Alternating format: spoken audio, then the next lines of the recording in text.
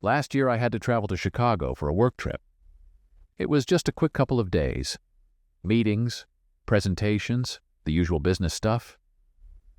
But since my company was covering the expenses, I decided to treat myself and stay at a nicer hotel downtown instead of my usual budget option. The Hotel Chicago was a beautiful, modern high-rise right in the heart of the city. When I pulled up to the grand entrance, I was immediately impressed by the sleek, contemporary design of the lobby. Towering ceilings, floor-to-ceiling windows, and gleaming marble floors created an almost museum-like atmosphere. The front desk staff were incredibly friendly and efficient, getting me checked in and handed off to the bellhop, who whisked my bags away to my room.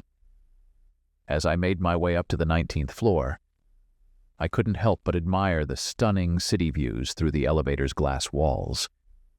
Chicago sprawled out before me in a dazzling panorama of towering skyscrapers, bustling streets, and the sparkling expanse of Lake Michigan on the horizon. I could already tell this was going to be a far cry from the generic chain hotels I normally end up at for work trips. My room exceeded all my expectations. It was enormous, with high ceilings and huge windows that took up almost an entire wall, flooding the space with natural light. The king-sized bed looked incredibly plush and inviting, and the modern, industrial chic decor had a real cozy, upscale feel to it. I loved the exposed brick accent wall and the sleek, minimalist furniture. It was the perfect blend of style and comfort. After quickly unpacking and freshening up, I headed back downstairs to explore the rest of the hotel's amenities.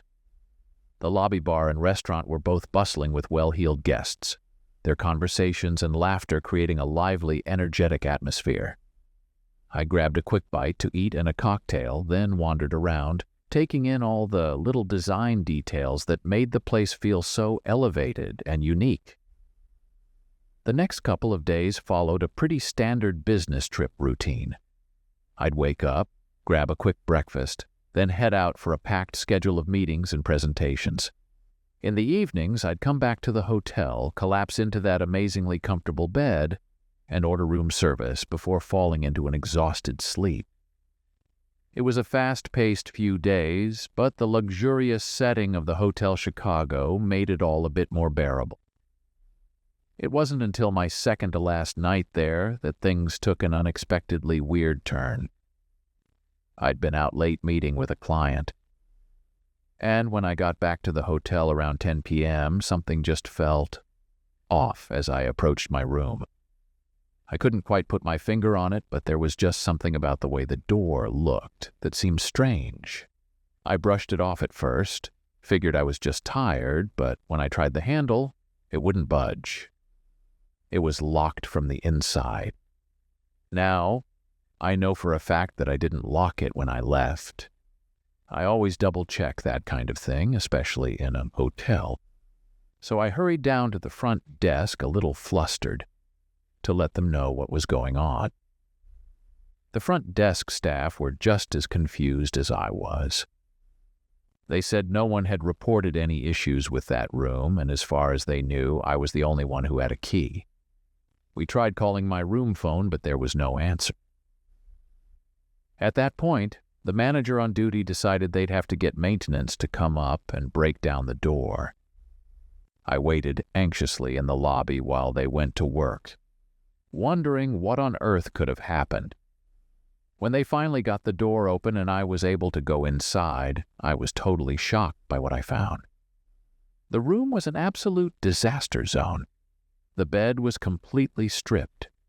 The mattress was overturned, and the furniture was strewn all over the place. The curtains were ripped, the bedding was shredded, and there were just general signs of total chaos everywhere I looked. But weirdly, nothing seemed to be missing. No sign of a break-in or any kind of theft, just pure pandemonium. The maintenance crew did a thorough sweep of the room and the rest of the floor, but they couldn't find any clues as to how someone could have gotten in and out without using the door. It was all just Very strange. The hotel manager was absolutely mortified, and they immediately put me in a brand new room for the rest of my stay. They also comped my next 2 nights and offered a pretty substantial discount. But to be honest, I just wanted to get out of there as soon as possible. I ended up checking out a day early, despite having one more day of meetings still on my schedule. I just couldn't shake this uneasy feeling about the whole thing. The more I thought about it, the more unsettled I felt. How did someone get in there without using the door? And what on earth were they doing that caused so much destruction? But didn't take anything. It just didn't add up. The hotel staff was as baffled as I was. They said they'd review the security footage, but when I followed up a few days later, they said there was nothing conclusive. Apparently, the cameras in that hallway had been on the fritz that night. So I'm left with no real answers, just a lot of questions and a creepy feeling that I can't quite shake. I still don't know what happened in that room, and I'm honestly not sure I even want to know. All I know is I'm never staying at the Hotel Chicago again, even if it means having to foot the bill myself next time I'm in the city for work. Some things are just better left unexplained, you know? Needless to say, that trip didn't exactly end on the high note I was hoping for. But hey, at least I got one hell of a story out of it, right? Looking back, the whole experience was just so bizarre and unsettling. I've racked my brain trying to come up with any kind of logical explanation, but I keep hitting dead ends. Could it have been some kind of prank or practical joke? Did someone have a way to bypass the lock without leaving any evidence? Or was it something even more sinister? I honestly have no idea. Part of me wants to dig deeper to try and uncover the truth. But another part of me is happy not knowing. I've replayed that night over and over in my mind, and the not knowing is almost worse than any possible explanation. The uncertainty just eats away at me. What if I had stayed in that room that night? What if I had walked in on whatever was happening? I shudder to even think about it. In the end, I suppose it doesn't really matter. The important thing is that I'm safe, and I got out of that hotel as quickly as I could. Sometimes it's better to just let sleeping dogs lie, you know? Whatever happened in that room, it's in the past now. I try not to dwell on it too much. But every now and then it'll pop back into my head and send a shiver down my spine. I guess some mysteries are just meant to remain unsolved. A couple of years ago, I found myself in San Francisco for a big work conference. It was a pretty major event in my industry, so the hotel I booked was one of the main conference hotels, the iconic Westin St. Francis, right in the heart of Union Square. I'd never actually stayed there before, but it had amazing reviews and the location couldn't be beat, so I was really excited to check it out. When I pulled up to the hotel, the lobby was an absolute beehive of activity. There were attendees everywhere, wheeling suitcases, carrying boxes of promotional materials, and bustling around with an energy that was practically palpable. The front desk staff seemed a bit overwhelmed, but they still managed to get me checked in quickly and efficiently. I didn't pay too much attention to the frantic vibe, since it was pretty typical for a big conference event like this. As I made my way up to my room, I couldn't help but admire the grand, historic architecture of the Westin. It had such a classic, elegant feel to it. My room was nice enough. Nothing too fancy, but perfectly comfortable and well-appointed for my needs. It had the standard king-sized bed, a small sitting area, and a decent-sized bathroom. The decor was a bit dated, but everything was clean and well-maintained. I quickly unpacked my stuff, freshened up a bit, and then headed back downstairs to get registered for the conference and start networking. The next couple of days were a total whirlwind. From morning until night, I was booked solid with panel discussions, networking events, and cocktail receptions. It was an exhausting schedule, but the conference itself was really well organized, and I was making some great connections that I knew would be invaluable for my career. In the evenings, I'd come back to the hotel, grab a quick bite to eat, and then collapse into bed completely drained. I honestly don't remember much about those nights beyond falling asleep the moment my head hit the pillow. It wasn't until my third night there that things took a bit of an unsettling turn. I woke up with a start around 2 a.m., unsure of what had jolted me awake. As my eyes adjusted to the darkness, I realized I could hear strange noises coming from the direction of the door. It sounded like someone was moving around out there in the hallway.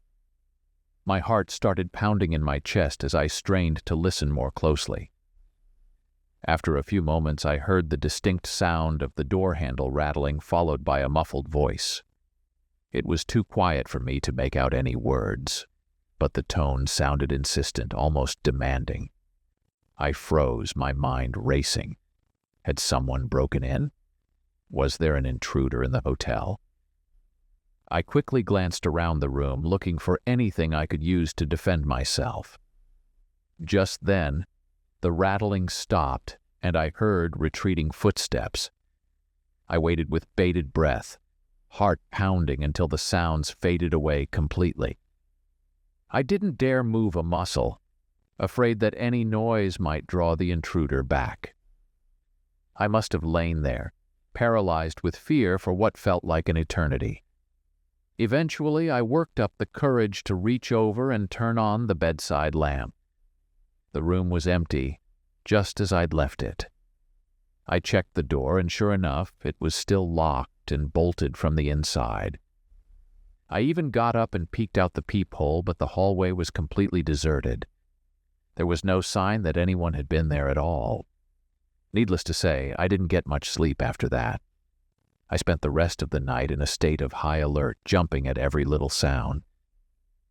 When morning finally came, I practically ran downstairs to the front desk, a bit frazzled but determined to get some answers. The front desk staff seemed just as confused as I was. They assured me that no one else had reported any issues, and as far as they knew, my room hadn't been accessed by anyone else. They offered to move me to a new room, but I declined. I just wanted to get out of there as soon as possible. Over the next couple of days, I mentioned the incident to a few of the other conference attendees just to see if anyone else had experienced anything similar. To my surprise, a few of them said they'd also had strange encounters during their stay. Apparently, there had been a string of unexplained hotel break-ins in the area recently, with no real leads or suspects. That information did not exactly put my mind at ease. In fact, it just made the whole thing feel even more unsettling. The thought that someone could just waltz right into my room, even with the door locked, was enough to send chills down my spine. I started checking and double-checking the locks every time I came back to the hotel, and I barely slept a wink for the rest of my stay. When it was finally time to head home, I was more than ready to get out of that hotel. The experience had left me feeling rattled and uneasy, and I couldn't wait to put it all behind me.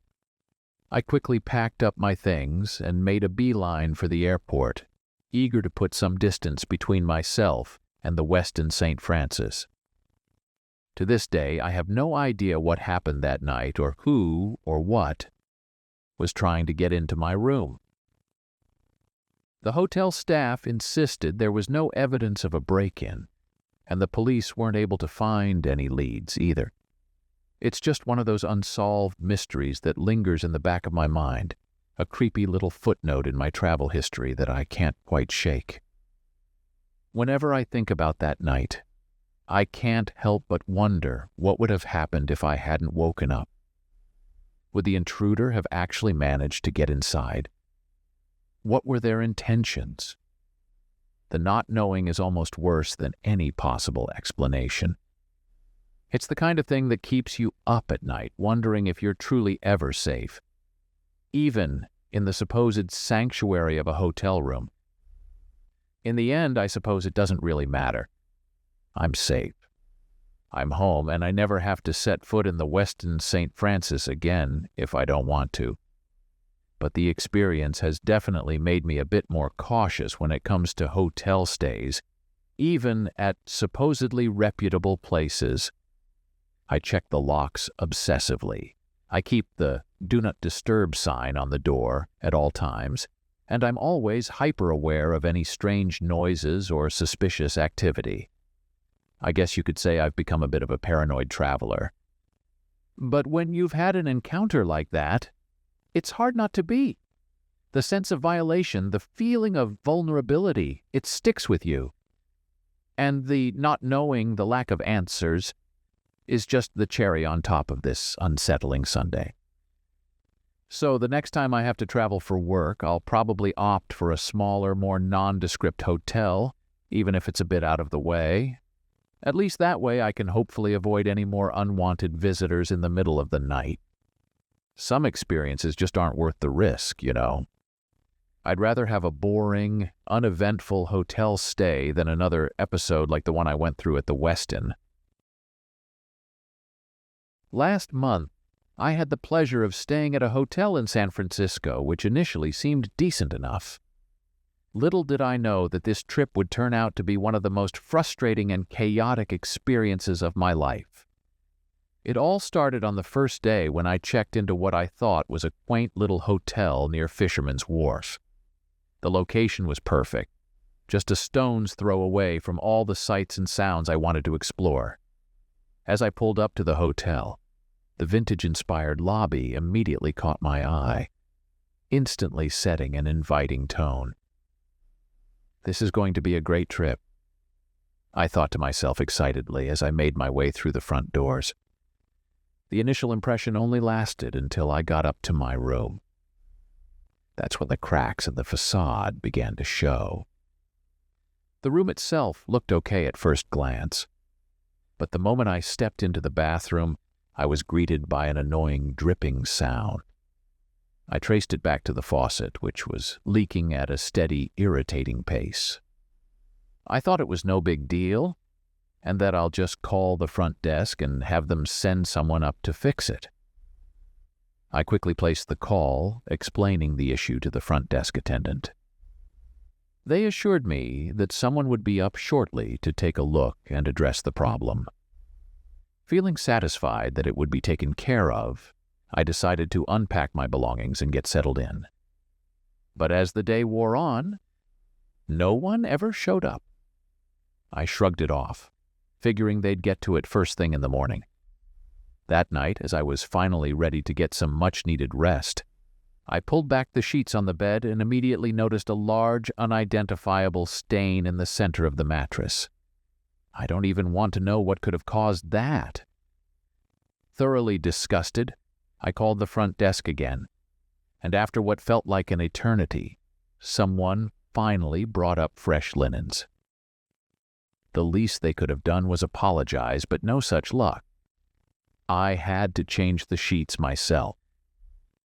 Determined to start the day on a positive note, I woke up early the next morning, eager to grab a hearty breakfast at the hotel's restaurant. Unfortunately, that plan quickly went awry. The service was painfully slow, and when my eggs finally arrived, they were ice cold. And the coffee? It tasted like it had been brewed sometime last year. At this point, I was just ready to get out of the hotel and explore the city on my own for the rest of the trip. How bad could the rest of the stay be, right? Well, as it turns out, it could get a whole lot worse.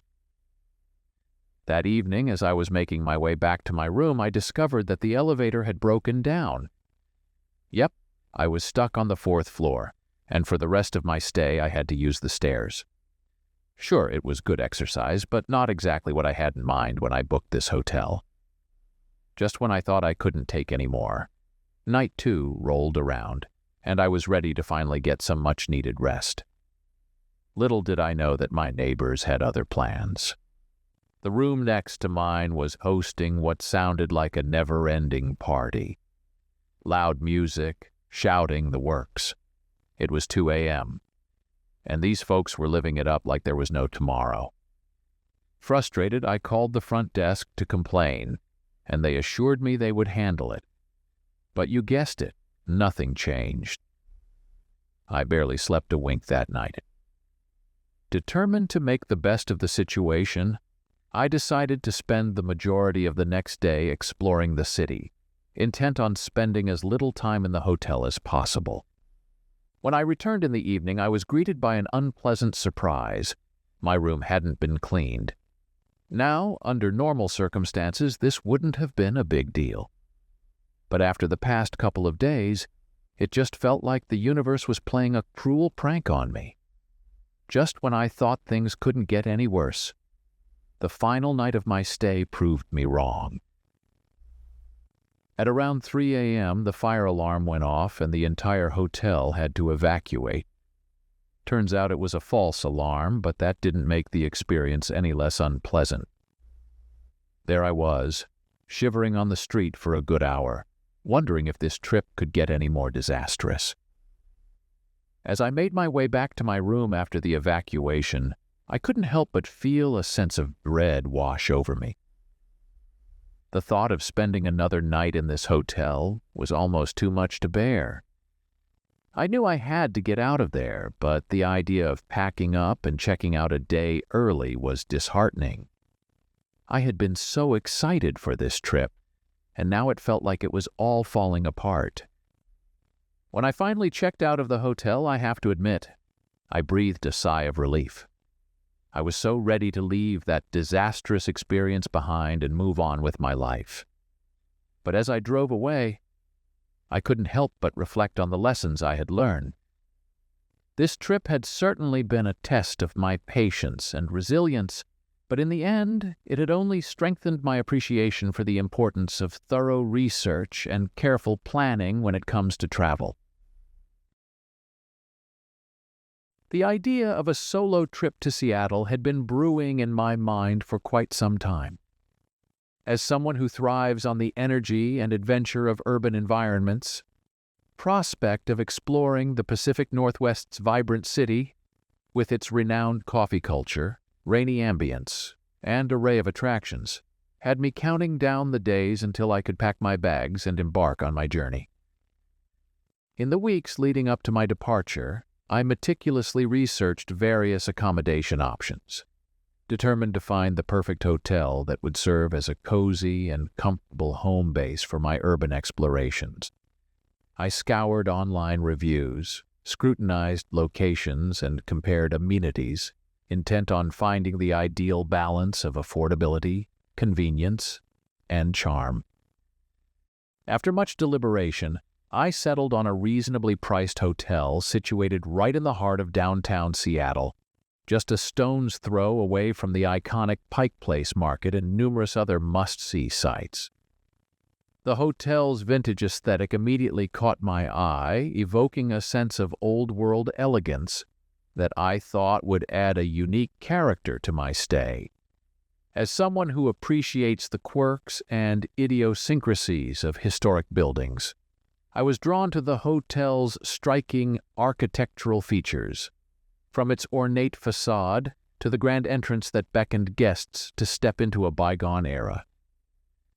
When I arrived at the hotel in the late evening, the building's imposing presence only heightened my sense of anticipation.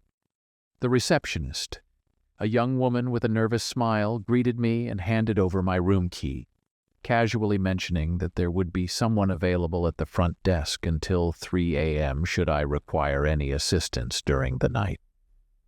Her offhand remark struck me as a bit strange, but I simply chalked it up to the hotel's dedication to providing round-the-clock customer service, a feature that I found reassuring given my solo traveler status. Eager to settle into my room and begin exploring the city, I made my way to the 7th floor, following the dimly lit hallway that carried a faint, lingering scent of disinfectant. As I approached my room, the old lock on the door squeaked loudly, echoing down the corridor and sending a slight shiver down my spine. I brushed off the unsettling sensation, attributing it to the building's age and character, and proceeded to unlock the door. Upon entering the room, I was immediately struck by the chill in the air, which was markedly colder than the already chilly night outside. The windows, which refused to close properly, allowed a constant draft to filter in, further contributing to the room's uncomfortable temperature. Undeterred, I set about unpacking my belongings, determined to make the space as cozy and inviting as possible. As I began to settle in, I decided to freshen up with a shower before turning in for the night. It was during this mundane task that the unsettling events began to unfold. Mid-shower, I heard a faint but persistent knocking sound. At first, I assumed it was simply the normal background noise of an older building, the pipes or the creaking of the structure itself. However, as the knocking continued in a rhythmic, almost deliberate pattern, I found myself growing increasingly uneasy. I quickly rinsed off, wrapped myself in a towel, and listened intently, straining to pinpoint the source of the sound. The knocking had ceased, and I momentarily convinced myself that it had all been in my imagination, a product of my heightened senses due to the fatigue of travel. Determined to get a good night's rest, I crawled into the bed and turned off the bedside lamp, hoping to drift off to sleep. Just as I was on the verge of slumber, the knocking started again, this time louder and seemingly coming from the direction of the wall behind the headboard. I jolted upright, switching on all the lights in the room. The knocking immediately stopped, leaving me feeling unsettled and uncertain about what I had just experienced. Unwilling to brush off the incident as mere coincidence, I decided to investigate further. I carefully examined the room, checking the windows and the walls, but found no obvious explanation for the strange noises. I even went so far as to press my ear against the headboard, straining to detect any further disturbances, but the room fell eerily silent. Thoroughly rattled, I gathered my belongings and made my way down to the lobby, determined to speak with the night clerk about the unsettling occurrences. The young man behind the desk listened to my account of the strange knocking with a nonchalant expression, his response doing little to reassure me. He said casually that some of their guests have reported strange noises, shrugging his shoulders as if it were a common occurrence. His dismissive attitude only served to heighten my unease, and I promptly decided to check out, booking a room at a different hotel just a few blocks away that boasted 24-hour service and a more modern, streamlined aesthetic. As I hurried out of the building, I couldn't shake the feeling of being watched from the shadows of that long, dimly lit hallway. The experience had left me unsettled, and I found myself scrutinizing every creak and strange sound during the remainder of my stay in Seattle, unable to fully relax and enjoy the city as I had initially planned. I've stayed in numerous hotels since that unsettling experience in Seattle, but none have quite managed to unsettle me in the same way. The combination of the old-fashioned charm, the strange noises, and the overall sense of unease has left a lasting impression. A reminder that even the most innocuous-seeming accommodations can harbor unexpected and unsettling encounters. Thank you for watching. If you found these stories gripping, don't forget to subscribe for more spine-tingling content. For another hair-raising tale, check out our suggested video. And if you're hungry for more eerie encounters, dive into our playlist featuring similar chilling narratives.